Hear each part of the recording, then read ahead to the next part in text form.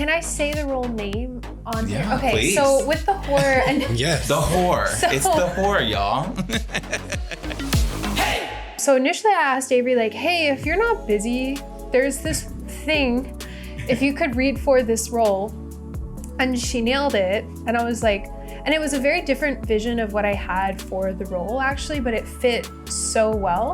And then I was like, do you want to do it? And she was like, sure. And I was like, oh, okay. What made you think that she nailed it? Like, what was the thing that made you feel like this is it? Can I say the role name on Yeah, here? Okay, please. so with the whore and Yes. The whore. So- It's the whore, y'all. so and her name is the whore because everybody in it is like basically their job title, and whore wasn't a bad name back then. Well, I mean, it wasn't like, it's kind of like, I mean, we say sex worker Right to now. the point, right? Yeah, and it's just straight out the gate. They don't have names because women didn't, they didn't get that respect back in the day. I actually really envisioned the whore initially as divine, specifically from Multiple Maniacs. I don't know why. I just had a very strong vision of the whore. Like that character was just like this very like big brass woman who's just like that, and is just like very loud and proud with not being of the class that the rest of the characters would like to associate with, and kind of reveling in her filth like the way that Divine did. I do have a John Waters obsession, so that's kind of where it stems from. And I get that from the description in the book. I read the book. So the description is a voluptuous, like very, a big presence. A lot of rouge, just kind of all like just really out there. But with Avery, like what I sensed from kind of her rendition of the character as a woman who, because the whore does basically gets to become a mistress, and that's how she gets out of the brothel, which was it wasn't the most common fate for sex workers at the time, but that was kind of your best case scenario. And for those women, they were in a very interesting position, at least until, at least in England and a lot of other Western European countries, they passed a law in the Victorian times. It meant that men did not have to legally, financially support their illegitimate children. And that was supposed to help curb like children coming out of unwed, like the product of an unwed relationship. Instead, what happened was you had the rise of baby farming, infanticide, things like that. So no bueno, didn't really help.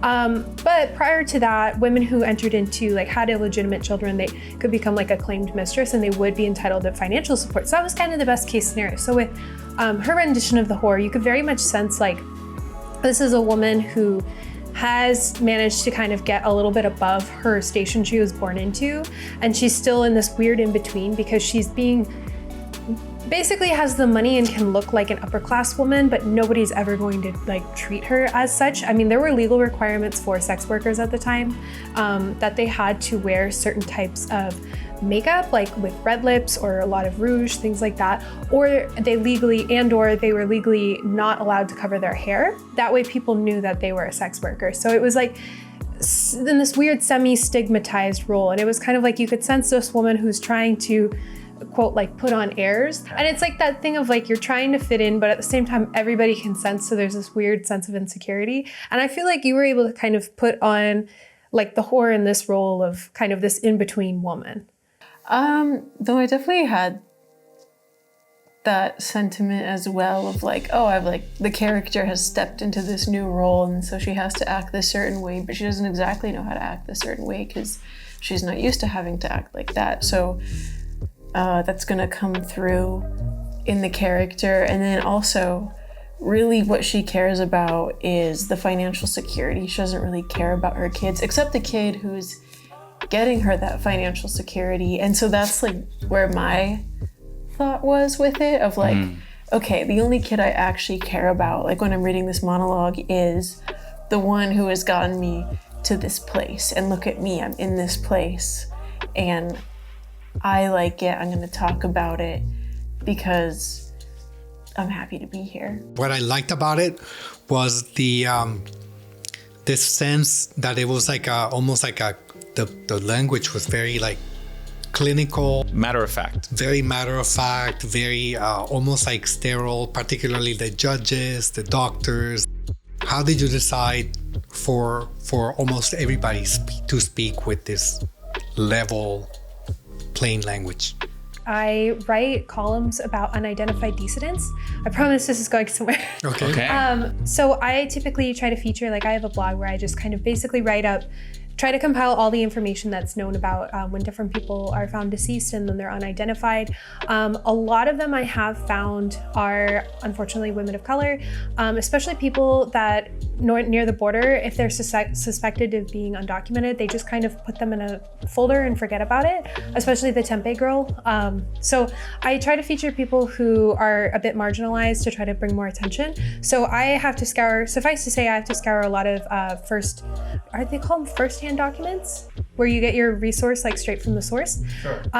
So I look at a lot of like autopsy reports that are available, a lot of different like police reports, things like that. So it kind of, the language evolved first out of like the autopsy report is pretty close to a lot of autopsy reports that I've read. I've cut down a lot of, they'll say like flank, perpendicular, like all these like words that are a bit too much and it makes it seem like overly clinical. I cut some of that stuff and I didn't utilize certain words like that.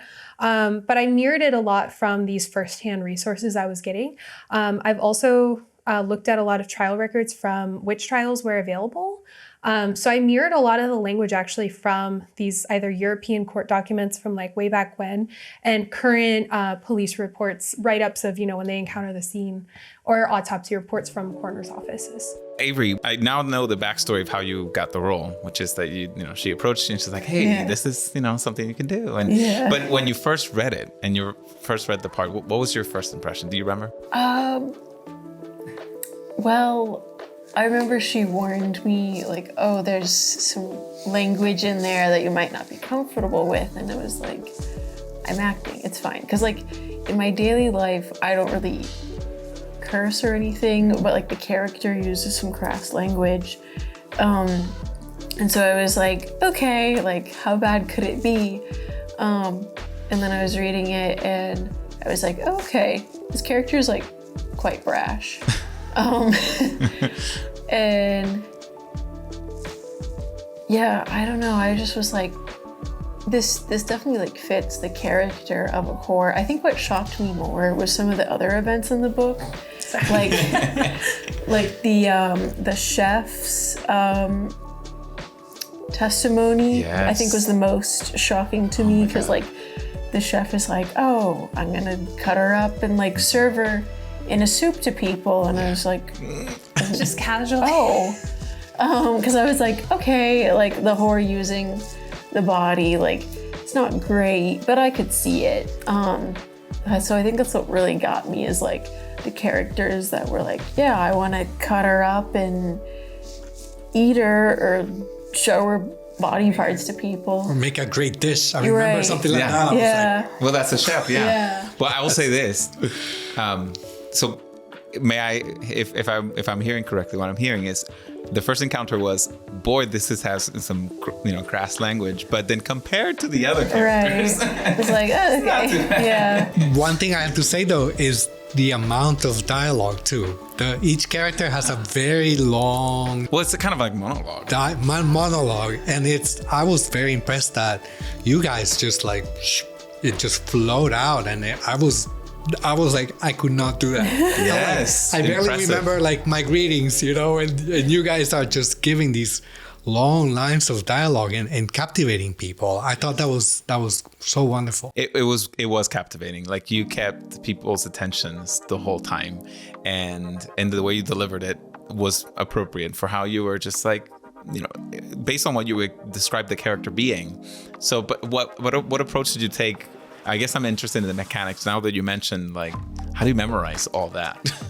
The way I would do it is like I would write a paragraph and then I would like say it until I could not look at it and like recite it. And then once I could like recite it and remember it, I'd go into the next paragraph and I'd do that. And then I would do the two of them. And then I just like worked my way through the monologue until I had all of it. And then too, like there are certain like deliveries that like help me get through stuff. And sometimes when you're reciting stuff like that, like actors, it's very common that like they'll black out while they're performing. I would do things like slightly different each night to like keep it fresh. Sure. But you kind of get into like a rhythm of how you're gonna do it. And yeah. Wow, that's great. Who has been that person that has propelled you forward, that has helped lift you up? I have a lot of like self-determination, or like people telling me I can't do something, or people disappointing me has honestly been the biggest inspiration to me throughout my mature life. How? Tell me more. Find out how Avery uses when people tell her you can't do that as a motivation to keep going and do whatever she wants. And also how Zero the writer keeps herself motivated. Yes, and we also delve into some topics that we weren't expecting when we first started the conversation. I know. There were some things there that I did not see coming. They revealed about their experience as actors, as artists, and how they take risks and the response they get from people. From in person and online. You don't want to miss the second part of the conversation. It also gives us some encouraging words for those of us who have been thinking for a long time about doing something creative and we just haven't been able to get started. They'll tell us why we should. See you next week.